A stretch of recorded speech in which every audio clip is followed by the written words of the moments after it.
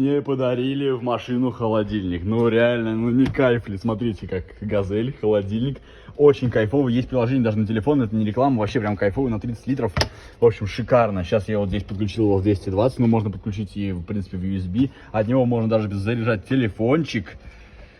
В общем, ну реально кайф. Сейчас я испытываю, поставил минус 20, сейчас там только 20 градусов.